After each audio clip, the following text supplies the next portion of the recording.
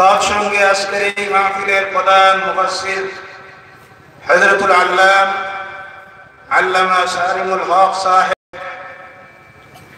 প্রাক্তন অধ্যক্ষ হেলেমান্দি টিটিল মাদ্রাসা, তার সঙ্গে আরো আমন্ত্রিত উলামায়ে কেরাম, বিশেষ করে সুদূর বাংলাদেশ থেকে আগত হযরত মাওলানা ইমদাদুল হক সাহেব ঢাকা বাংলাদেশ, আরো আমন্ত্রিত উলামায়ে কেরাম, মুফাসসিরুল কুরআন, তৎসঙ্গে এই মঞ্চে উপবিষ্ট সম্মানিত উলামায়ে কেরাম, বিভিন্ন মসজিদ থেকে আগত মসজিদের ইমাম সাহেবান, সামনে উপস্থিত মুরব্বিয়ানে কেরাম, প্রাণ প্রিয় যুবক ভাইয়েরা, সর্বপ্রথমে মহান স্রষ্টা আল্লাহ সুবহানাহু ওয়া তাআলা লাখ কোটি শুকরিয়া আদায় করি যে আল্লাহ রাব্বুল ইজ্জত এক নাগাড়ে বিগত 13 বছর থেকে এই ময়দানে তার কালাম কোরআনুল কারীমের 3 দিন ব্যাপী তাফসীরুল কোরআনের মাহফিল করার সৌভাগ্য এলাকাবাসীকে নসিব করেছেন। তার সঙ্গে আমার মতো কোনো বৈন্যকে প্রতি বছরে এই মাহফিলে একদিন এসে যৎসামান্য আলোচনা করার সুযোগ আল্লাহ পাক রব্বুল ইজ্জত দিয়েছেন। এর জন্য আমরা সকলে মিলে আমাদের রব মহান আল্লাহ সুবহানাহু ওয়া তাআলার লাখ কোটি শুকরিয়া আদায় করি। সকলে উচ্চ কণ্ঠে বলুন আলহামদুলিল্লাহ। রব্বানা লাকাল হামদ হামদান কাসীরান তাইয়িবান মুবারাকান ফীহি। শুকরিয়া আদায় করলাম রাখা, আওয়াজ করে বলুন খা। তৎসঙ্গে মহান আল্লাহ সুবহানাহু ওয়া তাআলার দরবারে আলোচনা শুরুর আগে দোয়া রাখি, যেই দিন থেকে প্রথম বছর এই তাফসীরুল কোরআনের মাহফিল যাদের প্রচেষ্টা শুরু হয়েছিল, তাদের মধ্যে যারা আজকে আল্লাহর এই জমিনের উপরে নাই, অন্ধকার কবরের ভিতরে চলে গিয়েছে, আল্লাহ পাক তাদের জন্য এই মাহফিলটাকে যেন নাজাতের জরিয়া বানিয়ে দেয়। সকলে বলেন আল্লাহুম্মা আমিন। তাদের কবরগুলিকে আল্লাহ যেন জান্নাতুল ফেরদাউসের টুকরা বানিয়ে দেয়। সকলে বলেন আল্লাহুম্মা আমিন। প্রতি বছর যারা অনেক পরিশ্রম করে এত বিরাট 3 দিন ব্যাপী আয়োজন করে, আল্লাহ তাদের কষ্টটাকে যেন কবুল করে নেয়। সকলে বলেন আল্লাহুম্মা আমিন। এবং আল্লাহর দরবারে দোয়া রাখি আপনাদেরকে নিয়ে, তা কিয়ামত পর্যন্ত যেন এই ময়দানে প্রতি বছর এই 3 দিন আল্লাহর কালাম কোরআনুল কারীমের আলোচনার মাহফিল, তাফসীরুল কোরআনের মাহফিল হয়। সকলে বলেন আল্লাহুম্মা আমিন।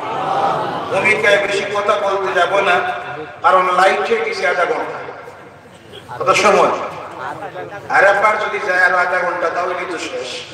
জি আচ্ছা, যাই হোক, যা হয় তো আপনার কুদরতের হুকুমে হয়।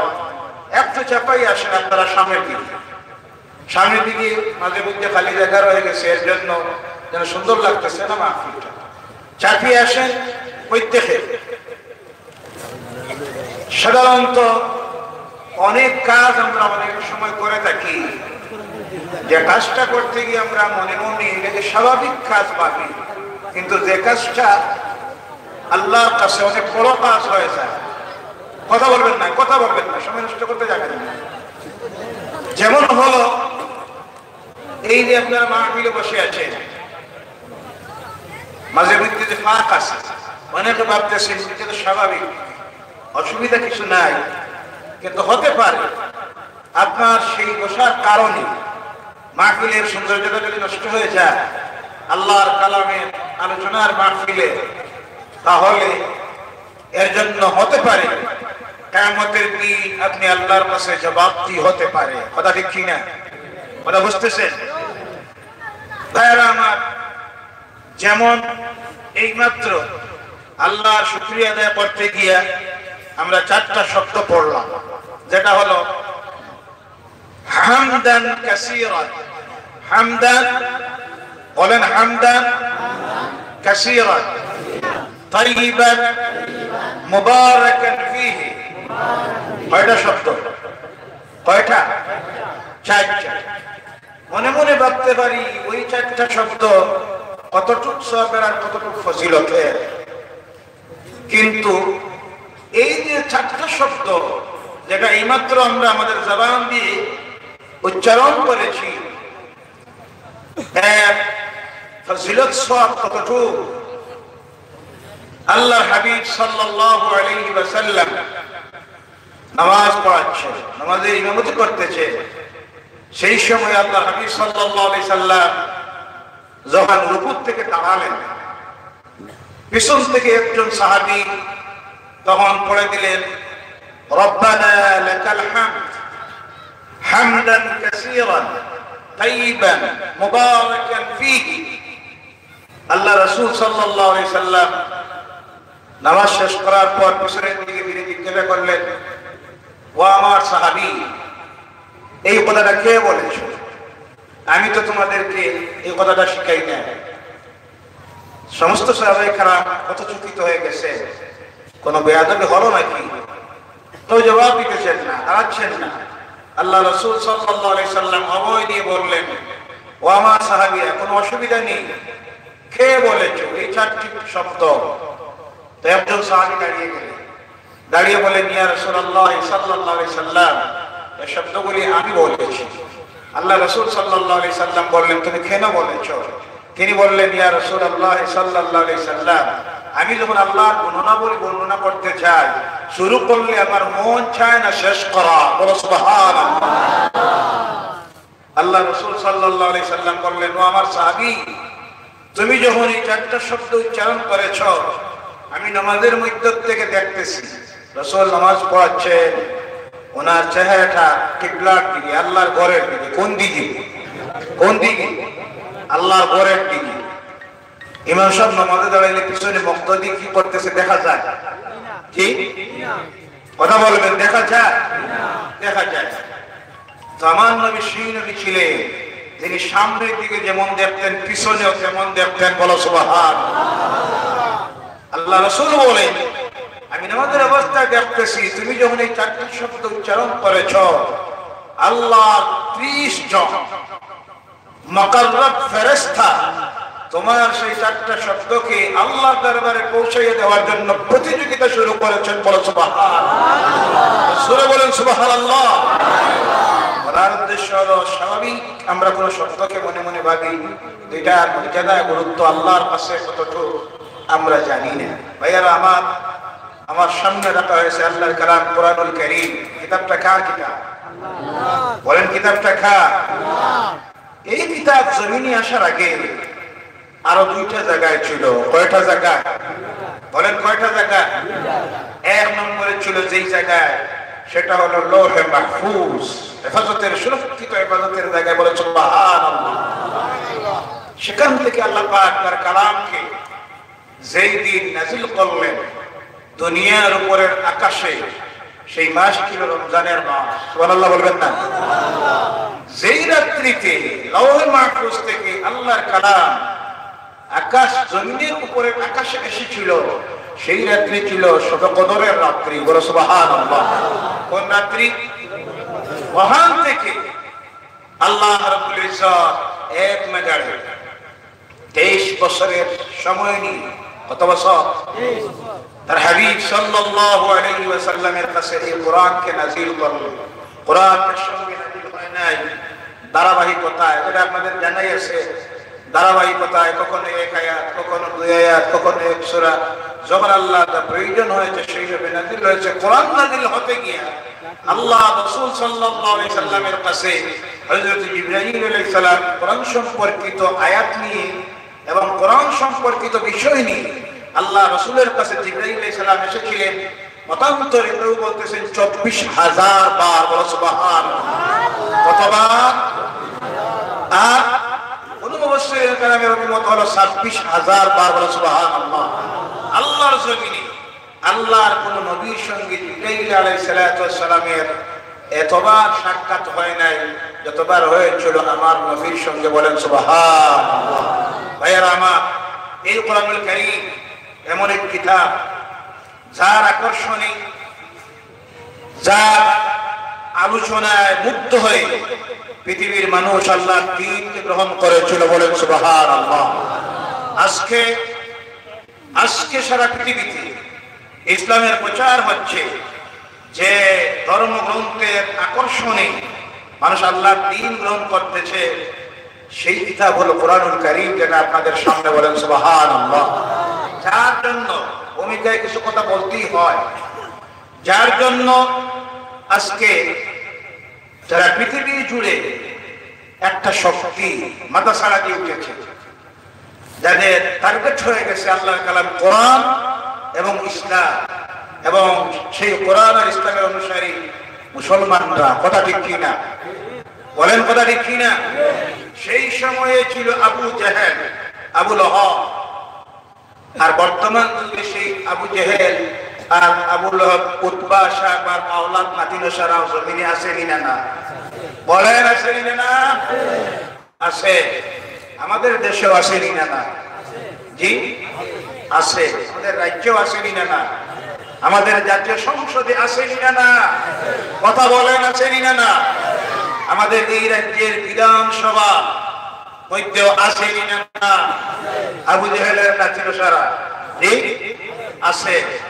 যার জ্বলন্ত প্রমাণ, আজ থেকে সপ্তাহ দিন আগে আমাদের দেশের জাতীয় সংসদে তারা আল্লাহর কোরআনের বিরুদ্ধে আইন পাস করেছে। কথা ঠিক কিনা? কথা বুঝতেছে? কথা ভালোভাবে বুঝবেন।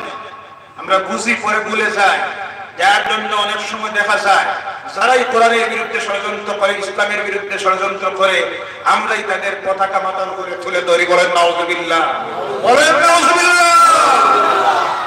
তারা আইন পাস করছে, যেটা সম্পূর্ণ কোরআনের বিরুদ্ধে আইন পাস করা হলো, যেটা হলো 3 তালাকের বিধান। কোন তালাকের? 3 তালাকের বিধান। এটা আপনারা সকলে জানেন। তারা বুঝাইয়ে দিতে চাইতেছে, এই কোরআন এই যুগে মুসলমান নারীদের জন্য এই হেফাজত করতে পারতেছে না, অধিকার দিতে পারতেছে না। তালাকের বিষয়ে এদেরকে বিভিন্নভাবে নির্যাতন, অত্যাচার চলতেছে। কিন্তু সবচেয়ে বড় আফসোস হয়, যারা আজকে শুধু মুসলমান সমাজে, বিশেষ করে মুসলমান নারীদের যে চিন্তাটায় তারা পড়ছে, সেটা শুধু হলো তালাক। কোনটা? কথা বলেন না কোনটা? মুসলমান নারীদের তালাক ছাড়া অন্য কোন সমস্যা আসেনি না? কথা বুঝতে অসুবিধা হয়? অসুবিধা আসেনি না? অবনীত মুসলিম মেয়েরা আজকে উচ্চশিক্ষায় শিক্ষিত হতে পারতেছে না, পারিবারিক অর্থনীতির অবস্থা দুর্বল হওয়ার কারণে। এমন আছে না? আছে। অনেক মুসলমান পরিবারের মেয়েরা বিবাহের উপযুক্ত, কিন্তু বাবা আর্থিক অবস্থা দুর্বল হওয়ার কারণে বিবাহ দিতে পারতেছে না। অনেক মুসলিম মেয়েরা উচ্চশিক্ষিত, সাধারণ শিক্ষিত, এমএ পাস, বিএ পাস, এমন মুসলমান মেয়েরা আজকে আমাদের সমাজে আছে। বলেন আলহামদুলিল্লাহ। কিন্তু এদের চাকরি নাই। কথা ঠিক কিনা? এই সরকার যদি সত্যি যদি মুসলমান নারীদের কল্যাণের চিন্তা করত, মুসলমান নারীদের প্রতি যদি সত্যি দরদ হতো, তাহলে এই সংসদে তারা আইন পাস করতে পারত, সংখ্যালঘু মুসলিম মেয়েদের জন্য চাকরিতে 5% সংরক্ষণ। পারত কিনা? না? কথা বলেন না? পারত। তারা এই আইন পাস করতে পারত। মুসলিম মেয়েদের জন্য উচ্চশিক্ষার জন্য সরকার থেকে বিশেষ অনুদান দেওয়া হবে, 1 লক্ষ, 2 লক্ষ, 5 লক্ষ। পারত কিনা? না? সেই চিন্তা নিয়ে আসে না। তাছাড়া মুসলিম মেয়েরা যারা শিক্ষা গ্রহণ করে ঘরে বসে আছে, এদের জন্য সরকার থেকে ব্যাংকের মাধ্যমে বিভিন্ন লোন দিয়ে, অনুদান দিয়ে এদেরকে বিভিন্ন শিল্প কাজে লাগানিয়ে তারা ব্যবস্থা নিতে পারত কিনা? না? কিন্তু সেই ব্যবস্থা নিলে পরে তো অসুবিধা, এই জাতির উন্নয়ন হয়ে যাবে। কথা ঠিক কিনা? আসলে তাদের কথাই হলো, যেমনি ভাবে হোক কোরআনের বিরুদ্ধে একটা আইন যেন করা যায়। কর্তৃকে সরাসরি যদি কোরআনের বিরুদ্ধে আইন পাস করা হয়, তাহলে একটা সুবিধা আছে। তাই তারা বুঝাইয়া বাহির করলো তালাক। তালাককে বাহির করে সম্পূর্ণ কোরআনের আইনের বিরুদ্ধে তারা একটা আইনকে পাস করেছে। আমি আজকে এই মাহফিল থেকে আলোচনা শুরুর আগে আপনাদেরকে নিয়ে আমাদের দেশের মাননীয় প্রধানমন্ত্রী, স্বরাষ্ট্রমন্ত্রী থেকে শুরু করে আইন মন্ত্রীর কাছে আমরা অনুরোধ রাখি, মুসলমান সমাজের নারীদের তালাকের মহলের বিবাহের ব্যাপারে আপনাদের আইন পাস করার প্রয়োজন নেই। সে আইন পাস করে দিয়েছেন আমার আল্লাহ তার কালাম কোরআনে কারীমের মধ্যে। বলো সুবহানাল্লাহ। যদি কোরআনের বিরুদ্ধে কোন আইন পাস হয়, তাহলে মহা আইন পাস হলেও যাদের ঈমান আছে, কি আছে, তারা কোরআনের বিরুদ্ধে কোন আইনকে জীবনের শেষ রক্তবিন্দু দিবে, কিন্তু মেনে নিতে পারবে। আল্লাহ এর উপরে আমাদেরকে তাহা প্রতিজ্ঞ হওয়া তৌফিক দেন। সকলে বলেন আল্লাহুম্মা আমিন। ভাইরা আমার, এই পৃথিবীতে সবচেয়ে বেশি নারীকে ইজ্জত দিয়েছে যে ধর্ম, তার নাম ইসলাম। বলেন সুবহানাল্লাহ। নারী অধিকার দিয়েছে ইসলাম, পুরুষের চাইতে বেশি অধিকার দিয়েছে ইসলাম। বলেন সুবহানাল্লাহ। তার প্রমাণ হলো আমি আপনাদের সামনে আল্লাহ রাব্বুল আলামিনের কালাম কোরআনে কারীমের ৬০ নম্বর পারা ৪র্থতম সূরা, যে সূরার নাম হলো সূরাতুন নিসা।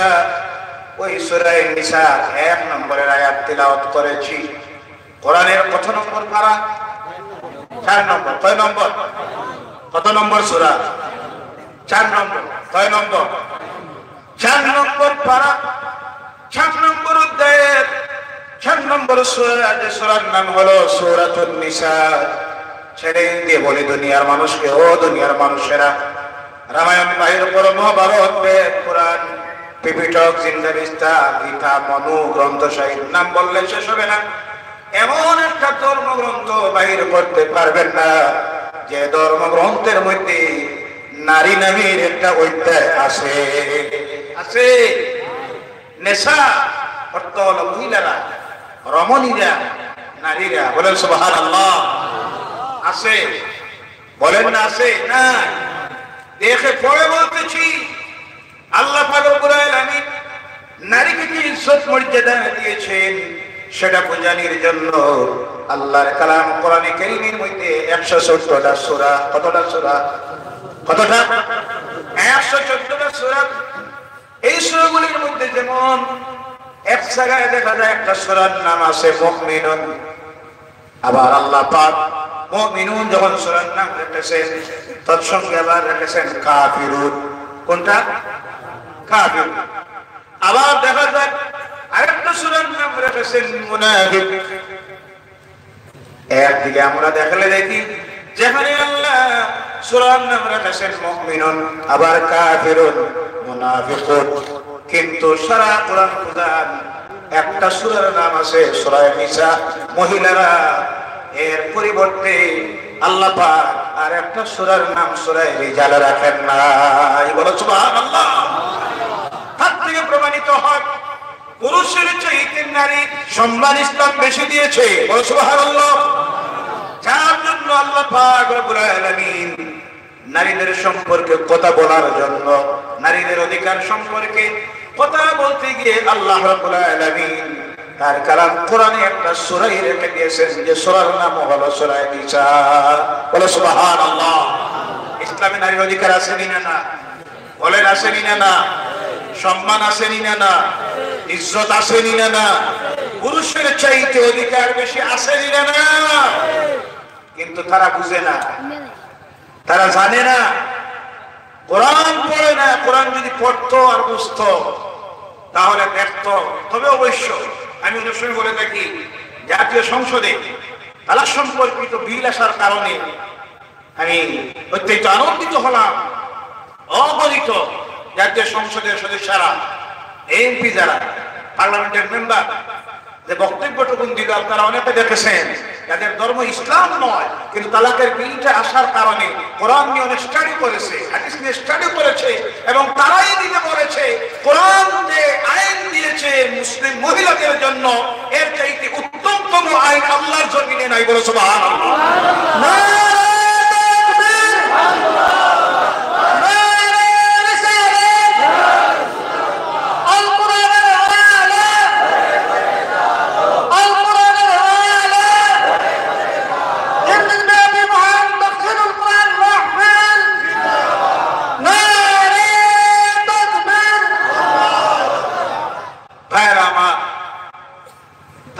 প্রমাণিত হয় কোরআনের বিরুদ্ধে, আল্লাহ দ্বীনের বিরুদ্ধে ষড়যন্ত্র করলে এটা কোরআনের লাভ হয়, কথা ঠিক কিনা ভাইয়েরা আমার?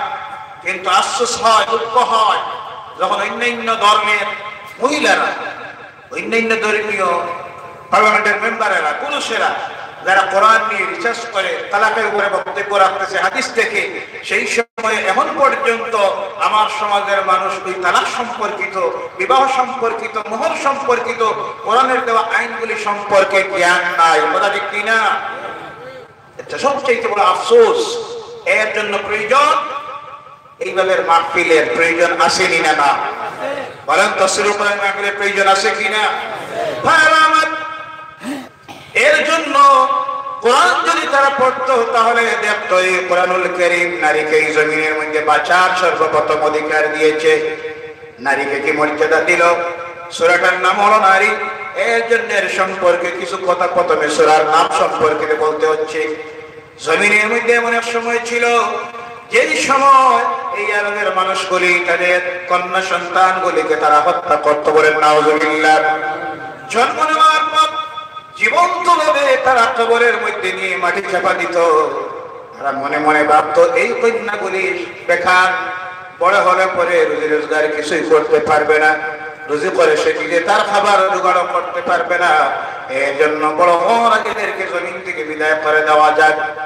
সর্বপ্রথম আল্লাহর কালাম কোরআনে কারীম এর বিরুদ্ধে কথা বলল। আল্লাহ পাক বললেন, বিসমিল্লাহির রহমানির রহিম, লা তাকতুলু আওলাদাকুম খাশিয়াতা ইমলাক, নাহনু নারযুকুহুম ওয়া ইয়্যাকুম, ইন্না কাতালাহুম কানা খিতাআন কাবীরা। বলো আল্লাহু আকবার। তোমরা তোমাদের আওলাদগুলিকে দারিদ্রতার ভয়ে হত্যা করো না। তোমরা জেনে রাখো তোমাদের রিজিকের আর তোমাদের এই আওলাদের রিজিক দেওয়ার মালিক আল্লাহ। আমি আল্লাহদেরকে আর তোমাদেরকে রিজিক দেই, বলো সুবহানাল্লাহ। তোমরা যাদেরকে হত্যা করতেছো জেনে রাখো ওই হত্যা করাটা তোমাদের জন্য মহাপাপ, বড় পাপ। কথাটা কে বললেন? আওয়াজ করে বলেন কে? আর বলেছেন কোরআন দিয়ে, বলো সুবহানাল্লাহ। আচ্ছা, নারীকে সেদিন অধিকার দুনিয়ার অন্য কেউ দেয় না। আজকে আফসোস লাগে, সবসময় আফসোস লাগে যারা মুসলমান নারীদের চিন্তায় পড়ছে কেমনে তালাকের সুব্যবস্থা করা যায়। বুঝাইয়া দেখা যায় যারা এই চিন্তায় পড়ছে তারা নিজের একটা বউও না, কথা ঠিক কিনা? কোনটার আসে নিজে খবরও জানে না, আসেনি না? আরে আরে পাগলে কি না বলে, ছাগলে কি না খায়, এইভাবে কিছু পাগল আর ছাগল এই দেশের জাতীয় সংসদ থেকে বিধানসভা পর্যন্ত বলে গেছে, কথা ঠিক কিনা? যার কারণে এদের কারণে ওটা দেশটা আজকে আতঙ্ক আর ফিতনা তৈরি হয়েছে।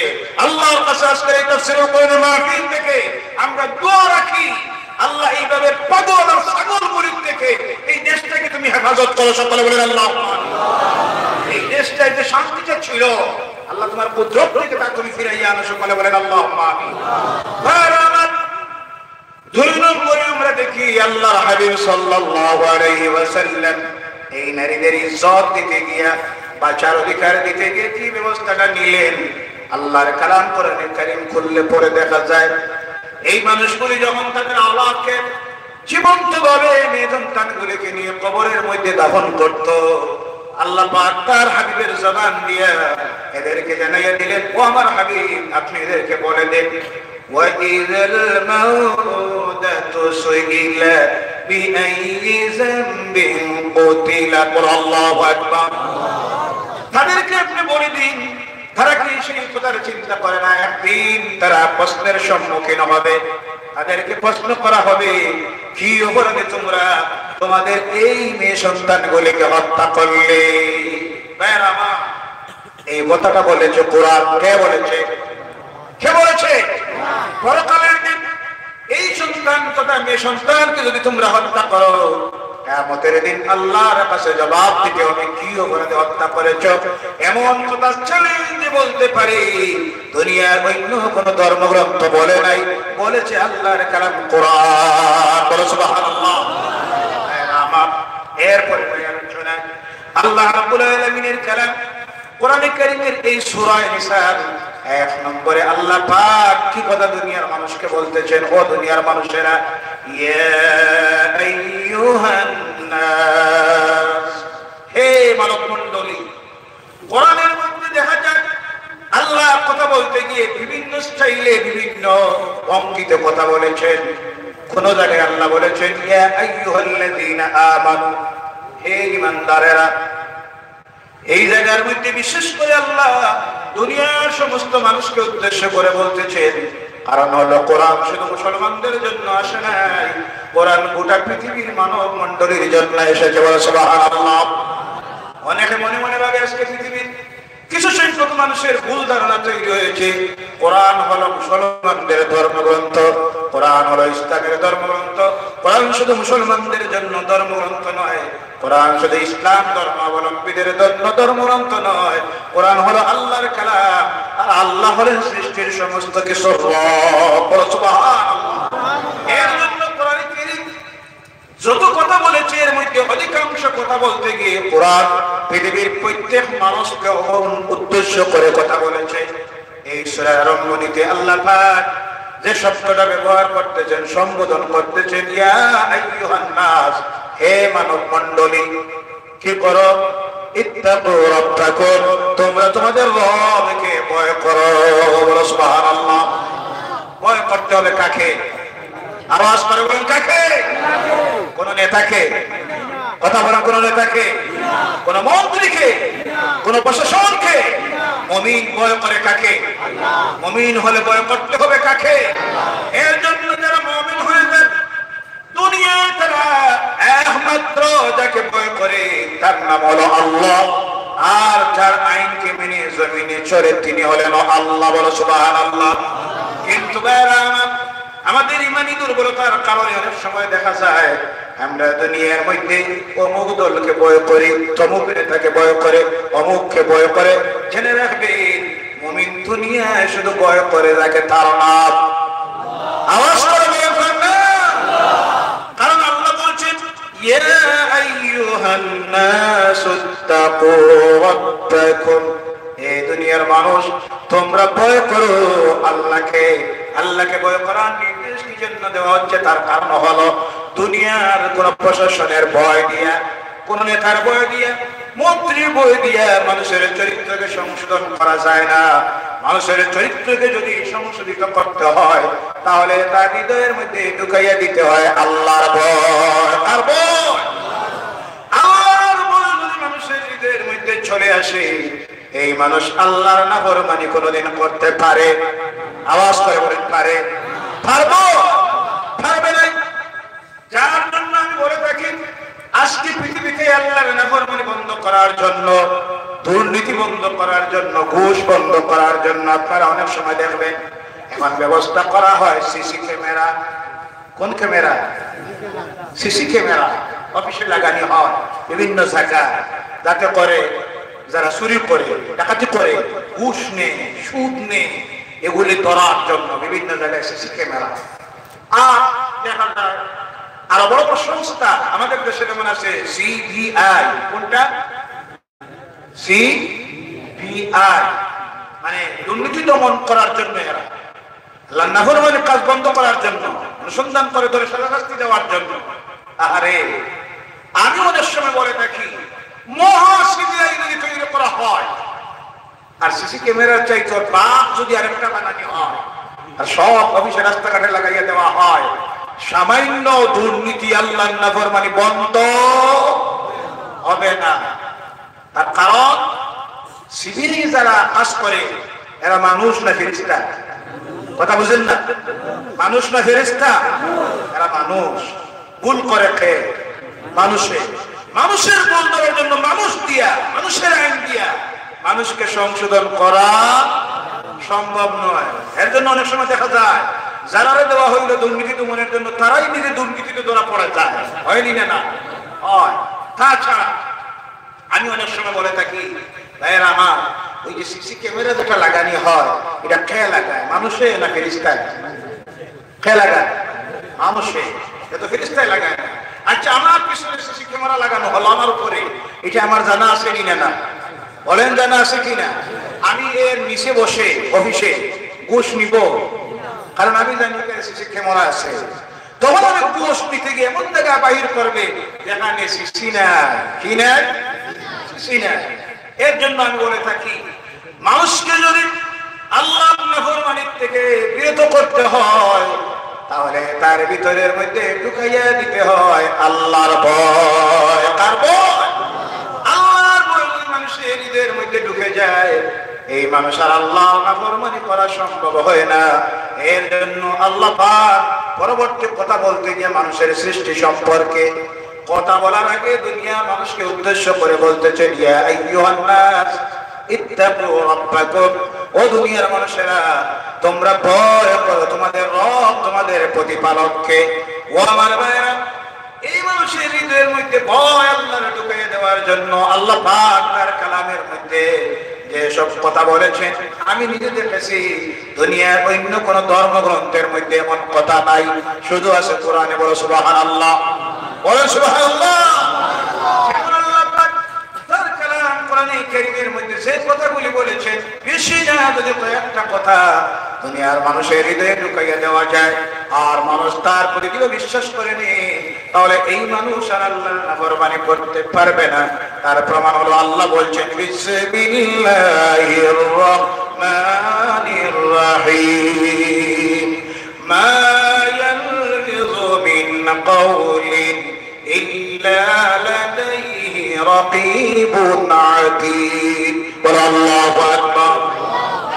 তোমরা তোমাদের জবান দিয়ে যা উচ্চারণ করো, আমি আল্লাহ পাক তার রেকর্ড করার ব্যবস্থা করে রেখেছি। বলো সুবহানাল্লাহ।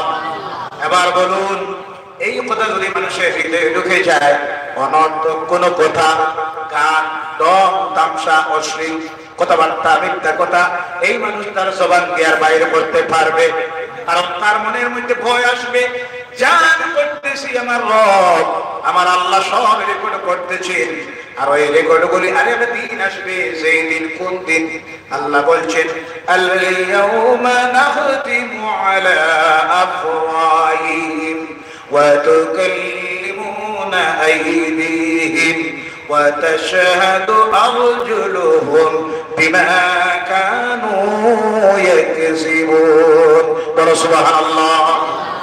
এবং যারা রেকর্ড করতেছিস, তুমি শোনো, তোমার জীবনে আর একটা দিন আসবে, সেই দিন আমি আল্লাহ তোমার মুখমণ্ডলকে বন্ধ করে দিব। সেই দিন তোমার হাত, তোমার পা, তোমার অঙ্গ প্রত্যঙ্গগুলি দুনিয়ার জীবনে তুমি যা করেছিলে সমস্ত কিছু আমি আল্লাহর কাছে বলে দিবে, সাক্ষী দিয়ে দিবে। বলো সুবহানাল্লাহ। এবার বলুন, এই কথা যদি মানুষের হৃদয়ের ভিতরে ঢুকাইয়া দেওয়া যায়, এই মানুষ আর আল্লাহর নাফরমানি করবে? বলেন, করা সম্ভব আছে? কারণ তার মনের মধ্যে আল্লাহর নাফরমানি করতে গিয়ে তার অন্তরের মধ্যে আসবে, আর আমি যা করতেছি সব কিছুর জবাব আল্লাহর কাছে দিতে হবে। সেই দিন আমার মুখ কোনো কথা বলবে না, আমার অঙ্গগুলি আল্লাহর সামনে যা করতেছে হাত বলে দিবে, হাত বলে দিবে, আল্লাহ এই হাত দিয়ে সুদ নিয়েছিল, ঘুষ নিয়েছিল, মদ পান করেছিল, চুরি করেছিল, ডাকাতি করেছিল, জেনা করেছিল। আবার এই হাত বলবে, আল্লাহ এই হাত দিয়ে ওযু করেছিল, দান করেছিল, তোমার কালাম তিলাওয়াত করেছিল। আমার হাত যা করতেছে সব আল্লাহর কাছে সেদিন বলে দিবে। এই কথা মানুষের হৃদয়ে ঢুকাইয়া দিলে এই মানুষ আর আল্লাহর নাফরমানি করবে না। বলো সুবহানাল্লাহ। আল্লাহর ভয় মানুষের অন্তরের মধ্যে ঢুকে গেলে মানুষের অবস্থাটা কেমন হয়, একটা মাত্র উদাহরণ আপনাদের সামনে দিয়ে আগের দিকে আলোচনায় চলে যাব। ভাইয়েরা আমার, মুসলমানদের ইসলাম ধর্মের দ্বিতীয়তম খলিফা হযরত আমিরুল মুমিনিন ওমর ইবনে খাত্তাব রাদিয়াল্লাহু তাআলা আনহু যখন খলিফা হলেন মুসলমানদের, সেই সময় অর্ধেক পৃথিবীর শাসক ছিলেন। বলো সুবহানাল্লাহ। বর্তমান পৃথিবী এর অর্ধেক পৃথিবী যিনি শাসন করেছিলেন তিনি ছিলেন হযরত ওমর ইবনে খাত্তাব রাদিয়াল্লাহু তাআলা আনহু। হযরত ওমর ইবনে খাত্তাব রাদিয়াল্লাহু তাআলা আনহু দেশের জনগণের হৃদয়ে আল্লাহর ভয় কতটুকু আছে এটা যাচাই করার জন্য একদিন তিনি বাইরে রয়েছে। দুপুরবেলা ঘোড়া নিয়ে, দ্রুতবেগের ঘোড়া নিয়ে তিনি দৌড়ানো শুরু করছেন। মরুভূমির মাঝে গিয়ে পৌঁছেছেন। বিরাট মরুভূমি, কোনো দিকে কেউ নাই, কোনো ছায়া নাই, পানি নাই। দেখেন এই ময়দানে একজন রাখা কিছু বেড়া এবং ছাগল চড়াইতেছে। এর পাশে গিয়ে বসে বললেন, ও রাখা, আমি রাস্তার প্রতি মুসাফির, অনেক ক্লান্ত, আমার পিপাসা লেগেছে, ক্ষুধা লেগেছে, তোমার কাছে আমি চাইতেছি ওই যে ছাগল আছে, বেড়া আছে, এর থেকে সামান্য তুমি যদি দুধ আমাকে দিতে, দহন করে, আমার পিপাসাটাও মিটতো আর আমার ক্ষুধাও মিটতো। রাখাল বলল, হে পতি, আপনাকে দেখতেই তো রাখতেছে মুসাফির। রাখাল ছিনে না, উনি যে মুসলিম সাম্রাজ্যের শাসক ওমর ইবনে খাত্তাব রাদিয়াল্লাহু তাআলা আনহু, সে ভাবতেছে সাধারণ পথিক মুসাফির। বলল, কিছু তো আমার দ্বারা সম্ভব নয়, কারণ এগুলি রাখাল আমি, মালিক আমি নয়। হযরত ওমর ইবনে খাত্তাব রাদিয়াল্লাহু তাআলা আনহু বললেন, যে আমি জানি তুমি রাখাল, তুমি মালিক নয়, তবে তুমি চাইলে আমাকে যদি কিছু দুধ দেন অসুবিধা নাই, মালিক তো দেখবে না, খেয়ে দেখবে না, মালিক তো দেখবে না, মালিক শত শত মাইল দূরে, দেখবেও না, খবর পাবে না। বলো না এটা সম্ভব নয়। তখন তিনি বললেন, আচ্ছা, এই মূল প্রস্তাবে যদি রাজি না হও, তাহলে আরেকটা প্রস্তাব আমি দিতেছি, তুমি আমাকে কিছু দুধ দিবে, আর বিনিময়ে আমি তোমাকে কিছু পয়সাও দিব। তুমি উপকৃত হলে তোমার মালিকও জানবে না, শুনবে না, দেখবে না, অসুবিধা কি? তখন সেই রাখাল আমিরুল মুমিনিন হযরত ওমর ইবনে খাত্তাব রাদিয়াল্লাহু তাআলা আনহুকে জবাব দিল, ও রাস্তার মুতাবিক পথে, আমি তোমাকে চিনতেছি না, আপনি যা বলতেছেন সব আমি বাবা বুঝতে পারতেছি। আমি যদি তোমাকে আপনাকে কিছু দুধ দেই, আপনার পিপাসা মিটে যাবে, ক্ষুধাও মিটে যাবে, আমি কিছু সবেরও মালিক হয়ে যাব, আপনি টাকাও দিবেন, সব হয়। কিন্তু একটা কথা আপনি জেনে রাখেন, আপনি বারবার বলতেছেন আমার মালিক দেখবে না, আমার মালিক শুনবে না। খাও, আমি মানলাম, কিন্তু অপতিক মুসাফির, আপনি জেনে রাখেন, শুনে রাখেন, আমার এই দুনিয়ার রাখালের মালিক, যার গোলামি আমি করি, ওই তো এক মালিক, কিন্তু আমার আসল মালিক আর একজন আছে, যার নাম আল্লাহ। বলে সুবহানাল্লাহ। দুনিয়ার মালিক জানলো না, দুনিয়ার মালিক দেখলো না, শুনলো না, কিন্তু আমার আসল মালিক যিনি, ওনার কাছ থেকে আমি লুকাইতে পারবো না। বলো সুবহানাল্লাহ। আমি আপনাকে দিয়ে দিলাম, আমার মালিক জানলো না, আমাকে কোনো প্রশ্ন করলো না, এসে দেখতেও না, শুনতেও না, কিন্তু প্রত্যেক মুসাফির জেনে রাখেন, কিয়ামতের দিন হাসরের ময়দানে আমার যে মালিকের সামনে গিয়ে আমি জবাব দিতে হবে আমার দুনিয়ার কর্মফলের, সেই দিন যদি আমার মালিক আমাকে জিজ্ঞাসা করে, ও রাখাল, এই দিন যে ময়দানের মধ্যে তোর মালিকেরও জানতে, তোর মালিক কেনা বলে, মালিক কেনা শোনাইয়া একজন পথিককে তুই যে দুধ দিয়েছিলি, সেই দিন আমি আমার রব আল্লাহর কাছে জবাবে দিতে পারবো না। বলো সুবহানাল্লাহ। এর নাম হলো ইত্তাকিল্লাহ, এর নাম আল্লাহর ভয়। আর ভয়, আল্লাহর ভয়। এরপরে আয়াতের মধ্যে আল্লাহ বলছেন, ইয়া আইয়ুহান নাসু তাকু রাব্বাকুমুল্লাযী খালাকাকুম মিন নাফসিন ওয়াহিদা, তোমরা তোমাদের রব আল্লাহকে ভয় করো। কেন? এরপরে বলতেছেন, এই রবকে যিনি তোমাদেরকে সৃষ্টি করেছেন একই সত্তার থেকে। বলো সুবহানাল্লাহ। একজন থেকে তোমাদেরকে সৃষ্টি করেছেন, করার পরে কি বলেছেন, ওয়াখালাকা মিনহা যাওজাহা, আর তার থেকে তার স্ত্রী, তার জীবন সঙ্গিনী সৃষ্টি করেছেন। বলেন সুবহানাল্লাহ। বলেন সুবহানাল্লাহ। এরপরে কি বলেছেন, শুনুন, ওয়াবাসসা মিনহুমা রিজালান কাসীরান ওয়া নিসা, আর এর থেকে তিনি অগণিত নারী আর পুরুষকে সৃষ্টি করেছেন। বলেন সুবহানাল্লাহ। বলেন সুবহানাল্লাহ। এখানে আল্লাহ কার কথা বলতেছেন? আমি এক সপ্তাহ থেকে তোমাদেরকে সৃষ্টি করেছি, দুনিয়ার মানুষ। আজকে তো তোমরা ধর্ম নিয়ে, ভাষা নিয়ে, গোষ্ঠী নিয়ে, জাতিতে জাতিতে দ্বন্দ্ব করে করে শেষ হয়ে যাচ্ছ। কেবল কে ছোট, কারা হইল জিন্নাপন্থী আর কারা বিদেশি, এইসব করে করে যে শেষ হয়ে যাচ্ছ তোমরা।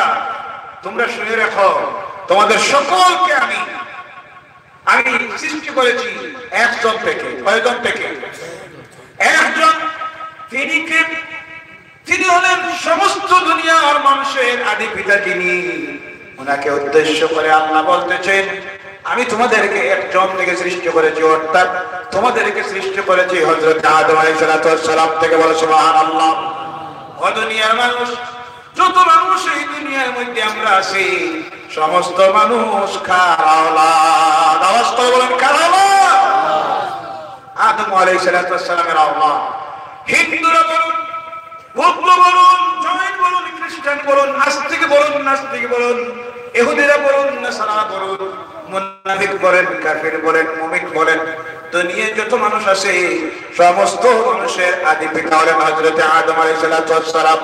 তার থেকে প্রমাণিত হয় একটা কথা, প্রথম প্রমাণিত হয় আদম আলাইহিস সালাম ছিলেন আল্লাহর নবী। কার নবী? আল্লাহর নবী। আল্লাহর নবীর এই পৃথিবীতে যে ধর্মের দাওয়াত নিয়ে এসেছিলেন সেই ধর্মের নাম ছিল ইসলাম। সুবহানাল্লাহ বলবেন না? দুনিয়ায় আদম আলাইহিস সালাম থেকে শুরু করে যত নবীরা এসেছিলেন, প্রত্যেক নবীর একটাই ছিল দাওয়াত, একটাই ছিল স্লোগান। যে স্লোগানটা ছিল লা ইলাহা ইল্লাল্লাহ, লা ইলাহা ইল্লাল্লাহ। তার থেকে প্রমাণিত হয় হযরত আদম আলাইহিস সালাম যে ধর্মের দাওয়াত নিয়ে পৃথিবীতে এসেছিলেন ছিল ইসলাম। আদম আলাইহিস সালাম এই পৃথিবীতে আল্লাহর পক্ষ থেকে যে ধর্ম নিয়ে এসেছিলেন সেটা ইসলাম। তার থেকে প্রমাণিত হয় আদম আলাইহিস সালাম ছিলেন মুসলমান। বলো সুবহানাল্লাহ। যে ধর্ম নিয়ে এসেছিলেন ইসলাম, তাতে প্রমাণিত হয় পৃথিবীর সর্বপ্রথম আল্লাহর পক্ষ থেকে যে ধর্ম পৃথিবীর মানুষের জন্য দেওয়া হয়েছিল, কোন ধর্ম? ইসলাম ধর্ম। কোন ধর্ম? আদম আলাইহিস সালাম সেই ধর্মের অনুসারী ছিলেন, দায়ী ছিলেন, তিনি ছিলেন মুসলমান। সুবহানাল্লাহ বলবেন না? তাহলে আজকে যারা বলে পৃথিবীর প্রাচীনতম ধর্ম, পুরাতন ধর্ম, অমুক ধর্ম, তমুক ধর্ম, তাদেরকে আমরা বলি কোরআন নামের ইতিহাস পড়ে দেখো, সারা দুনিয়ার মানুষ একমত পৃথিবীর সর্বপ্রথম মানব শ্রেণী আল্লাহর নবী পৃথিবীতে এসেছিলেন, তিনি আদম আলাইহিস সালাম। এর মধ্যে কোনো মতভেদ আছে? কোনো ইখতিলাফ আছে? তাহলে প্রশ্ন করবেন যারা বলে ইসলাম নতুন ধর্ম, বলেন নাউযুবিল্লাহ। আজ থেকে 1400 বছর আগে খুব সুন্দরভাবে দেখবেন, বিশেষ করে স্কুল কলেজে মিলাদ মাহফিলে গেলে অনেক বক্তা পাওয়া যায়, দাড়ি নেই, কি নাই, কি নাই, দাড়ি নেই, মিলাদুন নবীর মাহফিলের বক্তা আল্লাহ রাসূলের শান সম্পর্কে বলতেছে, রাসূলের চরিত্র সম্পর্কে বক্তব্য রাখতেছে, বেটার দাড়িও নাই, যে রাসূল সম্পর্কে কথা বলতেছে, মানুষকে উপদেশ দিতেছে। নাউযুবিল্লাহ বলবেন না? নাউযুবিল্লাহ। অনেক সময় দেখা যায় অনেকটা এমনও বক্তা পাওয়া যায় যে আবার ইসলাম মানে নাই, রাসূলকে আল্লাহ রাসূল হিসেবে মানে নাই, সে আবার রাসূলের শান, রাসূলের চরিত্রের উপরে, জীবনের উপরে বক্তব্য দিতেছে। আর কোনটা দিতে গিয়ে মুহাম্মদ ছিলেন, নাউযুবিল্লাহ বলবেন না? মুহাম্মদ ছিলেন, মানে বুঝা যায় মুহাম্মদ তার বড় ভাই, মুহাম্মদ ছিলেন সেই যুগের একজন নবী। নাউযুবিল্লাহ বলবেন না? এর জন্য দায়ী তারা না, আমরা। কথা ঠিক না? আমরা। ভাইয়েরা আমার, তাই বলতেছিলাম অনেক সময় দেখবেন অনেকে বক্তব্য দিতে গিয়ে বলে আজ থেকে 1450 বছর আগে, কত বছর আগে? 1450 বছর আগে আরবের মক্কা শহরে মুহাম্মদ সাল্লাল্লাহু আলাইহি সাল্লাম আসলেন ইসলাম ধর্ম নিয়ে। নাউযুবিল্লাহ। এখানেও নাই? বলেন নাউযুবিল্লাহ। কানে ধরে বলবে মুহাম্মদ সাল্লাল্লাহু আলাইহি সাল্লাম আজ থেকে 1450 বছর আগে ইসলাম নিয়ে পৃথিবীতে আসেন নাই। ইসলাম নিয়ে পৃথিবীতে এসেছিলেন সর্বপ্রথম যিনি মানুষ, আল্লাহর নবী হয়ে জমিনে এসেছিলেন হযরত আদম আলাইহিস সালাম। সুবহানাল্লাহ। তার থেকে প্রমাণিত হয় পৃথিবীর সবচেয়ে পুরাতন ধর্ম, প্রথম ধর্ম ইসলাম। সুবহানাল্লাহ বলবেন না? ওই আদম আলাইহিস সালামকে আল্লাহ সৃষ্টি করলেন। অনেক লম্বা ঘটনা আপনারা অনেক আলোচনার মধ্যে শুনেছেন, বিভিন্ন তাফসীরুল কোরআনের মাহফিলের মধ্যে শুনেছেন। ওই আদম আলাইহিস সালামকে আল্লাহ পাক রব্বুল আলামিন যখন সৃষ্টি করলেন, করার পরে আদমকে থাকার জায়গা দিলেন আল্লাহর জান্নাতে। বলে সুবহানাল্লাহ। কোন জায়গায় জায়গা দিলেন? কোন জায়গায়? জান্নাতে। হযরত আদম আলাইহিস সালাম আল্লাহর জান্নাতের মধ্যে থাকেন, কিন্তু এমন এক জান্নাতে আল্লাহ জায়গা দিলেন, জান্নাতের মধ্যে সবচেয়ে সম্মানিত জান্নাত হলো জান্নাতুল ফেরদাউস। বলো সুবহানাল্লাহ। সবচেয়ে সম্মানিত জান্নাত কোনটা? জান্নাতুল ফেরদাউস। আদম আলাইহিস সালামকে আল্লাহ ওখানের মধ্যে থাকার জায়গা দিলেন। আদম আলাইহিস সালাম ওখানের মধ্যে থাকেন, তারপর কিন্তু আরাম লাগে না, মন বসে না, কারণ সমগোত্রীয় কাউকে যদি মানুষ না পায়, যত আরামে থাকুক তার মনে শান্তি নাই। কথা ঠিক কিনা? যেমন আপনি একটা মানুষকে নিয়ে 5 স্টার হোটেল এসি রুমের মধ্যে রাখলেন এবং তার সঙ্গে থাকার জন্য এখানে আপনি কিছু গরু নিয়ে রাখলেন, ছাগল নিয়ে রাখলেন, আপনি বলেন এই মানুষটা সেখানে শান্তি পাবে? জি, শান্তি পাবে?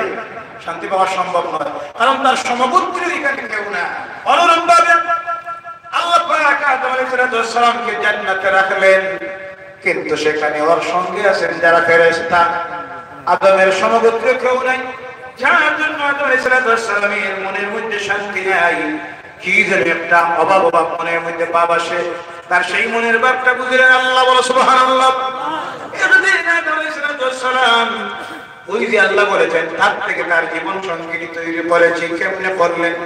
আল্লাহ পাক আদম আলাইহিস সালামকে ঘুম দিলেন, তিনি নিদ্রার মধ্যে গেলেন, আর ওই ঘুমের মধ্যে আমার আল্লাহ পাক আদম আলাইহিস সালামের বামুর ঘাট থেকে ওর জীবন সঙ্গিনী হযরতে হাওয়াকে সৃষ্টি করে নিলেন। বলো সুবহানাল্লাহ। আর ওই হাতটা বাহির করে সেই হাত থেকে আল্লাহ হযরতে হাওয়াকে সৃষ্টি করলেন। একটা প্রশ্ন আসতে পারে, ওই সময় আদমের ঘুম ছাড়লো না কেন?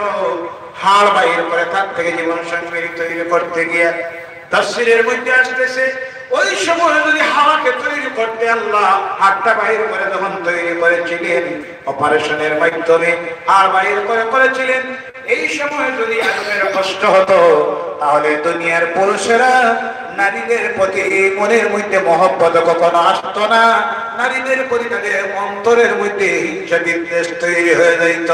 এর জন্য আল্লাহ আদমের সেই হাড় বাইর করে ওর জীবন সঙ্গিনী হাওয়াকে সৃষ্টি করতে গিয়ে আদমের কোনো কষ্ট হলো না, এই জন্য যাতে করে দুনিয়ার প্রত্যেকটা পুরুষ তার জীবন সঙ্গিনীর প্রতি মহব্বত তৈরি হয়। বলে সুবহানাল্লাহ। স্ত্রীর সঙ্গে মহব্বত রাখা লাগেনি না, না হিংসা, না বিদ্বেষ, কেমন ব্যবহার রাখতে হয় আমার নবী তা বলে দিয়ে গেছেন, শিখাইয়া দিয়ে গেছেন। ও আমার ভাইয়েরা, মুসলমানেরা, কোরআন না জানার কারণে, না বুঝার কারণে আমাদের সমাজের মধ্যে অনেক মানুষ আছে, দেখা যায় স্ত্রীর সঙ্গে ব্যবহার করে গোলাম বান্দির মতো। কথা ঠিক কিনা? অনেকটা এমন আছে স্ত্রীর সঙ্গে আপনার ঝগড়াঝাটি করে, স্ত্রীকে গায়ে আঘাত করে, স্ত্রীকে মারে। বলেন নাউজুবিল্লাহ, বলেন নাউজুবিল্লাহ।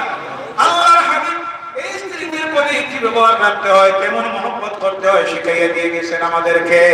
আল্লাহর হাবিব সাল্লাল্লাহু আলাইহি ওয়াসাল্লাম হযরত আয়েশা সিদ্দিকা রাদিয়াল্লাহু তাআলা আনহা বলেন, আল্লাহর হাবিব জীবনে কোনদিন আমরা কোন স্ত্রীদেরকে গালি দেন নাই। বলে সুবহানাল্লাহ।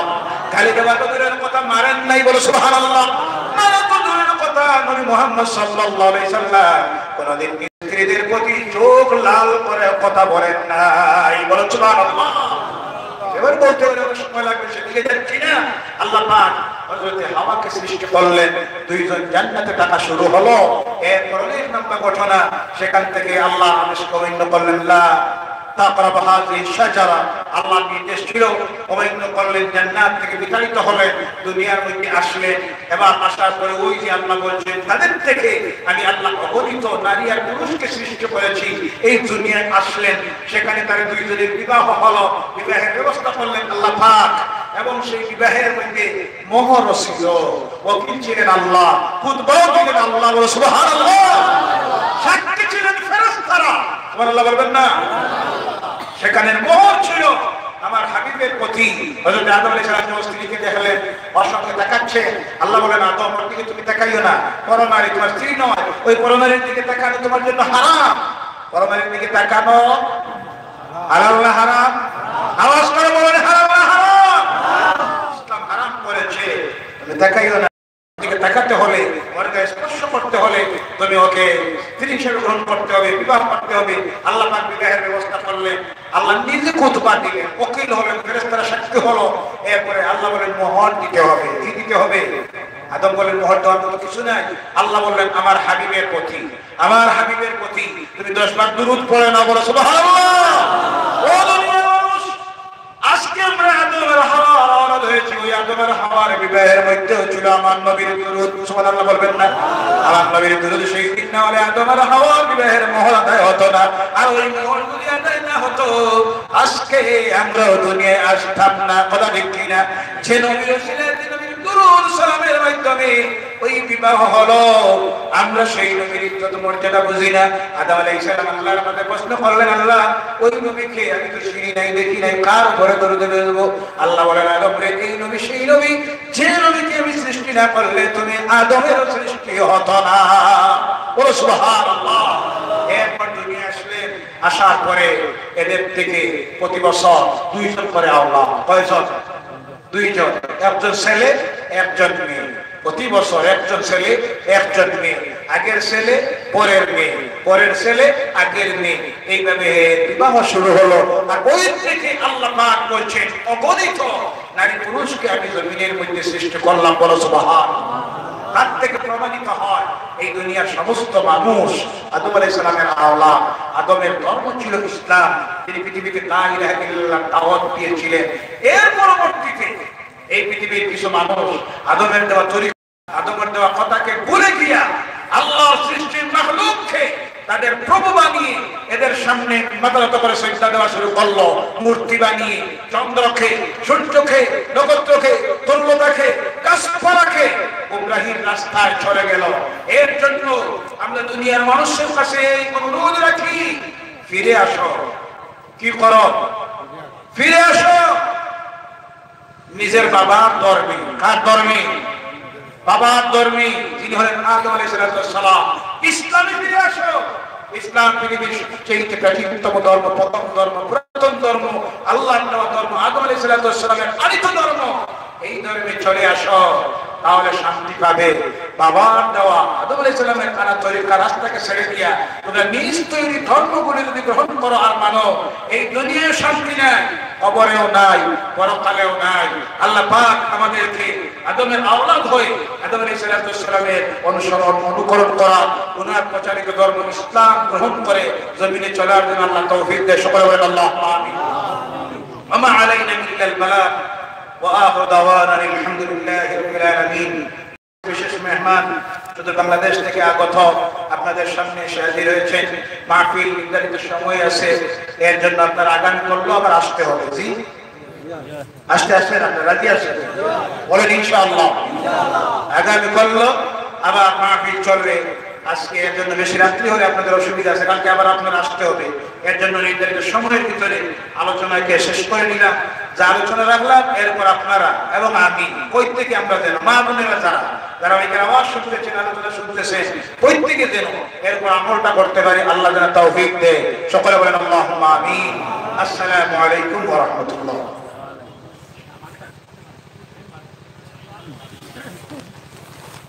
আস্তাগফিরুল্লাহ ইন্নাল্লাহা গফুরুর রহিম।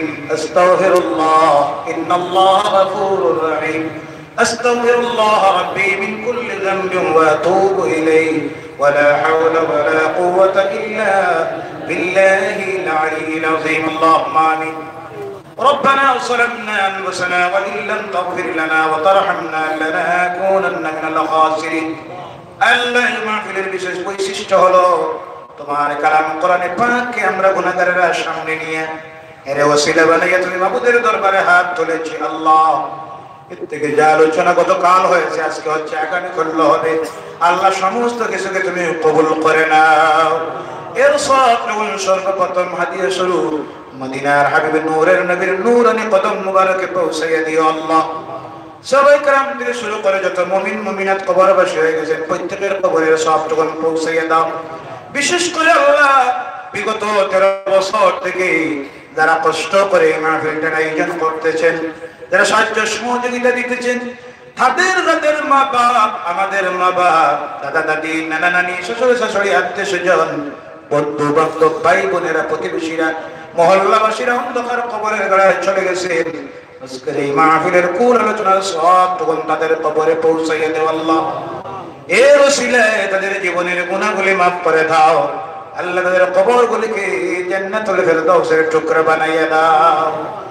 বিশেষ করে মাবুদ তোমার দরবারে আরজ রাখি, এই মাহফিলের শুরু থেকে তোমার যে সমস্ত বান্দারা মাহফিলের সঙ্গে সংশ্লিষ্ট ছিলেন, আজকে দুনিয়ায় নাই, অন্ধকার কবরের ভিতরে চলে গেছেন। বিশেষ করে আল্লাহ শাহ সুফি হযরত কারি ইলিয়াস আহমদ সাহেব রহমতুল্লাহ তাআলা আলাইহির রূহ মুবারাকের সাথে পৌঁছাইয়া দাও আল্লাহ রব্বুল আলামিন। এই মাহফিলের সবটুকু সব কিবলায়ে ফুলতুলি রহমতুল্লাহ তাআলা আলাইহির রওজা মুবারকে পৌঁছাইয়া দাও আল্লাহ। শাহ সুফি ওলি কামিল হযরত বিস্কুটি রহমতুল্লাহ তাআলা আলাইহির রূহ মুবারকের সাথে পৌঁছাইয়া দাও। তোমার ওলিদের খাতিরে আজকের এই মাহফিলটাকে তুমি কবুল করে নাও। তাফসীরুল কোরআনের মাহফিল জানিয়ে তোমার যে সমস্ত বান্দারা যে আশা নিয়ে হাজির হয়েছেন, প্রত্যেকের দিলের নেক আশাগুলো তুমি পূর্ণ করে দাও আল্লাহ। তোমার দরবারে আরজ রাখি মাবুদ, তা কিয়ামত পর্যন্ত এই জমিন থেকে তোমার কালামের প্রচার প্রসার সারা পৃথিবীতে যেন ছড়িয়ে পড়ে আল্লাহ, তোমার কুদরতে সেই ব্যবস্থাটা করে দিও। সুবহান রাব্বিকা রাব্বিল ইজ্জাতি আম্মা ইয়াসিফুন ওয়া সালামুন আলাল মুরসালিন ওয়ালহামদুলিল্লাহি রাব্বিল আলামিন।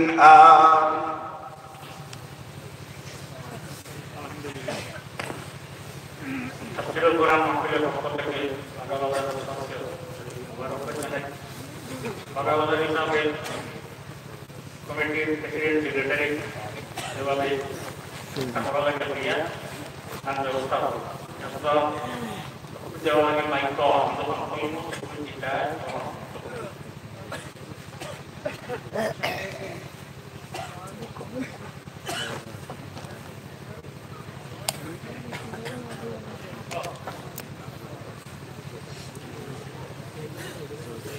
বাংলাদেশ থেকে আসে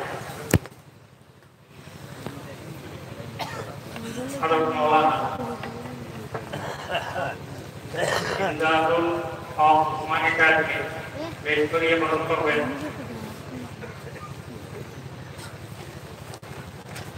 পত্র কমিটির সভাপতি হযরত মাওলানা সাহেব। নারে